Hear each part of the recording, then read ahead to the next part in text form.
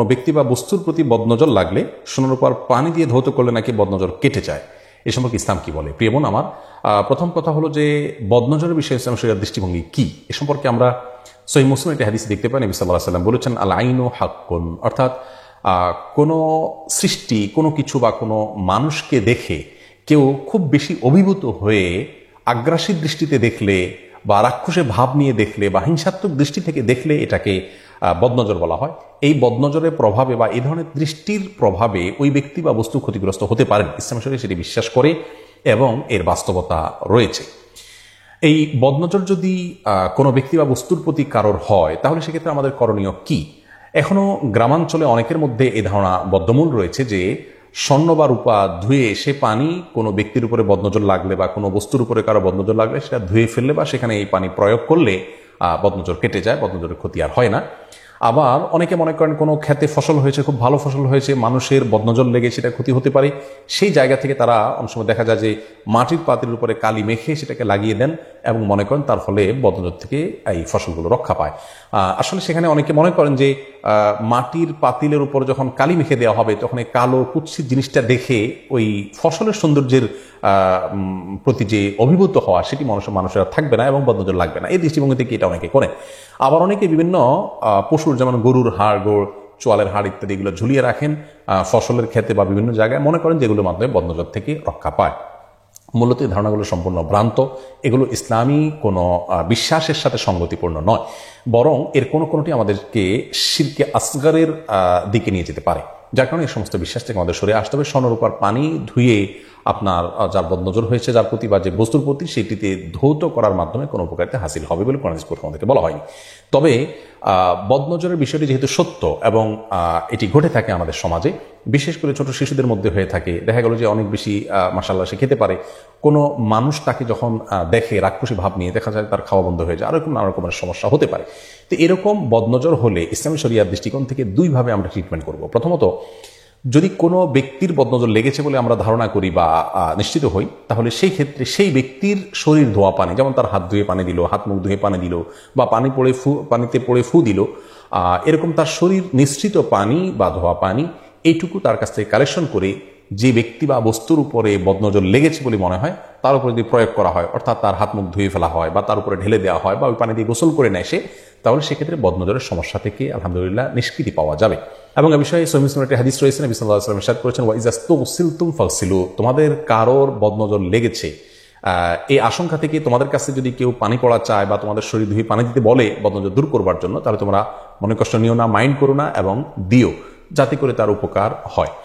এই হাদিস থেকে বোঝা গেল যে এই আমলটি অত্যন্ত গুরুত্বপূর্ণ আমল। আরবিয়ান স্কলারদের মধ্যে থেকে অনেকে বলেন যে যার বদনজর লেগেছে বলে আপনার মনে হয়, তার কাছ থেকে যদি পানি পড়া নিতে না পারেন বা তার শরীর ধোয়া, শরীর নিশ্চিত পানি যদি আপনি নিতে না পারেন, যদি সমস্যা মনে করেন, তাহলে তিনি যেখানে বসেছেন, ছুঁয়েছেন, এরকম কোনো জায়গায় ভিজাতানা দিয়ে মুছে সেটি কোনো পানিতে ভিজিয়ে সে পানি প্রয়োগ করলে ইনশাআল্লাহ বিদিনিল্লাহ একই উপকারিতা পাওয়া যেতে পারে। এটি একটি করণীয়, তার শরীর নিশ্চিত পানি দিয়ে ধোয়া এবং গোসল করা ইত্যাদি প্রয়োগ করা।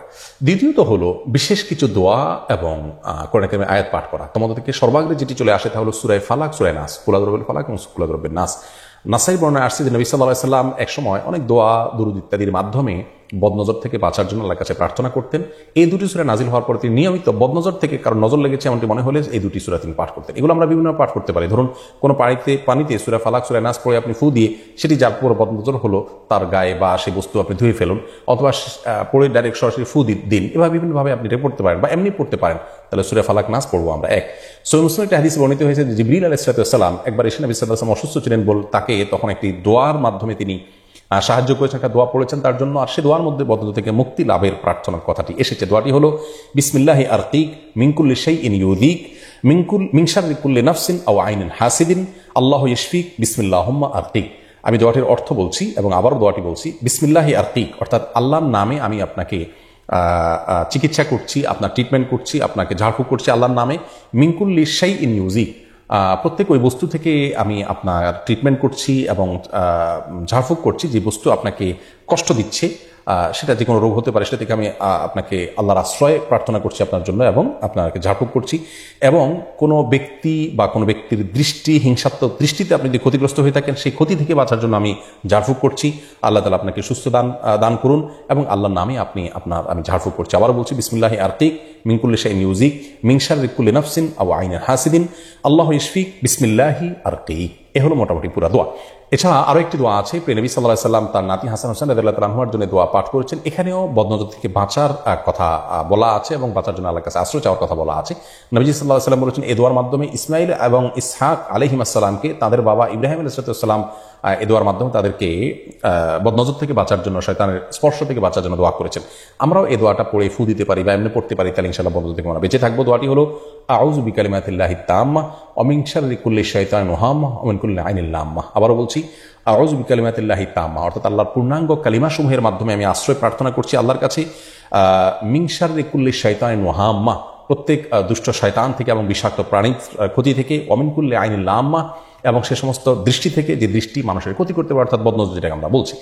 তো এই দোয়া আমরা পাঠ করতে পারি, সেই সাথে সূরা ফাতিহা, আয়াতুল কুরসি এগুলো পাঠ করে আমরা ফু দিতে পারি। আবার আমি বলছি, দোয়াগুলোর মধ্যে থেকে প্রথম হলো ফালাক নাসটা বেশি পাঠ করা, দ্বিতীয়ত হলো বিসমিল্লাহি আরকিক মিন কুল্লি শাইইন ইউযিক, এটুকু পড়লেও চলবে, আর পুরো দোয়াটা পড়তে পারলে ভালো হয়।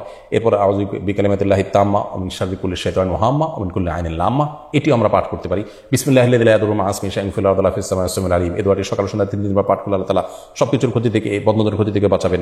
আয়াতুল কুরসি ফাতিহা পড়তে পারি। এই দোয়াগুলো পড়ে পানিতে ফু দিয়ে সেটি ব্যবহার করতে পারি, তেলে পড়ে ব্যবহার করতে পারি, এমনি পড়ে ফু দিতে পারি, অথবা এমনি পাঠ করতে পারি। এর মাধ্যমে আল্লাহ তাআলা বদনজর থেকে হেফাজত রাখবেন।